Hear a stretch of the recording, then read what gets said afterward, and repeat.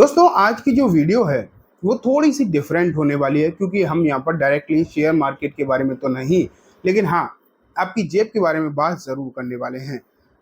भारत सरकार की तरफ से कुछ ऐसे फैसले हैं या फिर मैं बोलूँ कुछ ऐसे बदलाव करे जा रहे हैं जो कि 1 मई से, जैसे आज 29 तारीख है और अब सिर्फ कल 30 बची है, फिर 1 तारीख से कुछ ऐसे बदलाव जो है हो जाएंगे, पूरे के पूरे देश में ये बदलाव हो जाएंगे जिससे कि आपकी जेब पर बेसिकली आप कह सकते हो काफ़ी ज़्यादा फ़र्क पड़ सकता है, काफ़ी ज़्यादा अ, खर्चा जो है कहीं न कहीं बढ़ सकता है। अब किस-किस जगह ये बदलाव हो रहे हैं और कुछ इम्पोर्टेंट, ज़्यादा इम्पोर्टेंट है, इसलिए आपको ध्यान देना चाहिए क्योंकि हर महीने होने वाले ये खर्चे मतलब बदलाव नहीं है, कुछ ऐसे हैं जो कभी-कभी ही होते हैं। तो वो भी आज की इस वीडियो में आपको बताने वाला हूँ। 5 हैं बेसिकली जो मेन बदलाव, वो 5 बदलाव मेन हैं, उनके बारे में आज की इस वीडियो में हम चर्चा करेंगे। तो आप अच्छे से देखो, आपको सब कुछ समझ आएगा। एंड हाँ दोस्तों, मैं एक बात और बता दूं कि हो सकता है आपको थोड़ा सा साउंड क्वालिटी में दिक्कत हो क्योंकि अभी मैं जहाँ से रेगुलर वीडियो बनाता था वहाँ नहीं बना रहा हूँ क्योंकि अभी मेरे पैर में चोट है जिसके चलते मैं चल फिर नहीं सकता, इसलिए एक ही जगह हूँ और वहीं से पूरा काम करता हूँ। ठीक है, तो थोड़ा सा आपको हो सकता है एडजस्ट करना पड़े। तो चलो कोई बात नहीं, स्टार्ट करते हैं। एंड जो दोस्तों सबसे पहला और जो बेसिक चेंज है वो हुआ है एटीएम फीस में। हालांकि ये बहुत सारे लोगों को इम्पैक्ट इसलिए नहीं करेगा क्योंकि आज देश में मोस्ट ऑफ द पीपल तो है एटीएम का यूज ही नहीं करते। जैसे मुझे इसलिए ऐसा लगता है क्योंकि मैं खुद यूज नहीं करता हूँ एटीएम का। अब मैंने पिछले 3-4 साल से लगभग जीरो यूज कर दिया एटीएम का, बिल्कुल भी नहीं करता। तो इसलिए मुझे लगता है कि बहुत सारे लोग नहीं करते होंगे। आप मुझे कमेंट में ज़रूर बताना कि आप एटीएम का इस्तेमाल आप करते हैं या नहीं करते हैं, यस नो लिखना। ठीक है, तो ये एटीएम में बदलाव हुए हैं। एटीएम में क्या, एटीएम चार्जेस में बदलाव हुए हैं। जैसे सरकार या फिर आपके जिस बैंक मतलब का एटीएम है और अगर आप उसी में निकाल रहे हो तो वहाँ तो मतलब अनलिमिटेड ट्रांजैक्शन होते हैं, लेकिन अदर बैंक में निकालने के लिए क्या होता है कि लिमिटेड ट्रांजैक्शन दिए जाते हैं बैंक की तरफ से। कोई 3 देता है, कोई 5 देता है। लेकिन होता क्या था कि जो एक्स्ट्रा हुआ करते थे जो ट्रांजैक्शन, उन पे कुछ फीस लगती थी।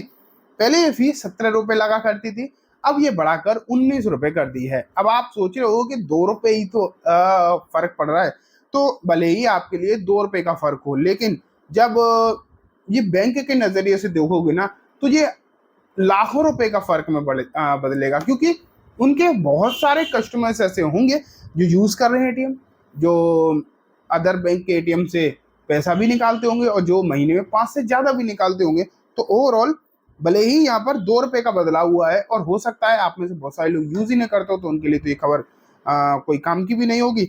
लेकिन जो लोग यूज करते हैं उनके लिए डेफिनेटली काम की है, और जो लोग ज्यादा ट्रांजेक्शन करते हैं उन पर तो खर्चा कुछ ना कुछ ही सही लेकिन बढ़ेगा जरूर। लेकिन ये दूसरी जो खबर है ना, ये हर भारतीय के लिए जरूरी है। लगभग हर आदमी इसका यूज करता है। हाँ, जो वीवीआईपी है, वीआईपी है, उनका भले ही ना इससे कोई लेना देना हो, लेकिन आम नागरिक जो भी है, हम हैं यहाँ पे, उनके लिए सबके लिए काम की है। एंड वो है दोस्तों रेलवेज।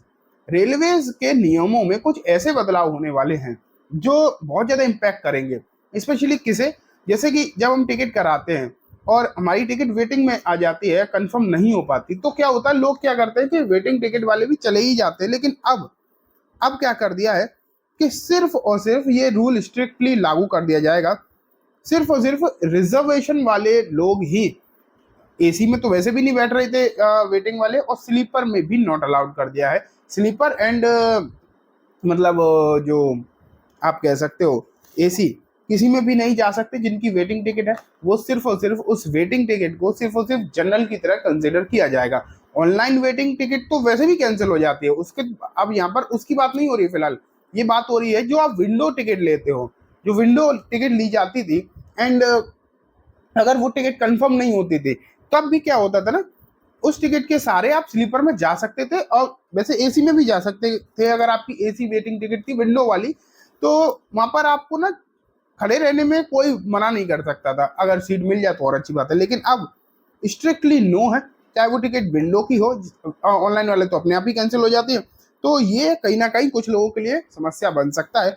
एंड एडवांस टिकट की जो बुकिंग पीरियड था, पहले क्या होता था कि जैसे कि आपको किसी भी डेट को जाना है तो आप 120 दिन तक या उससे पहले तक आप जो है टिकट बुक कर सकते थे। अब ये 120 से घटाकर 60 कर दिया है कि आप 60 दिन तक की टिकट जो है बुक कर सकते हो, उससे बाद की नहीं कर सकते। तो ये भी आप मान के चलिए। तो ये भी कहीं ना कहीं एक बड़े चेंजेस हैं। लेकिन इससे भी बड़ा चेंजेस रेलवे में एक और है, एंड दोस्तों वो है रेलवे के किराए को लेकर, कि रेलवे का जो किराया है उसे बढ़ा रही है गवर्नमेंट। ऑफिशियल अनाउंसमेंट कि कितना बढ़ रहा है, क्या होगा, वो तो आपको 1 तारीख से ही पता चलेगा।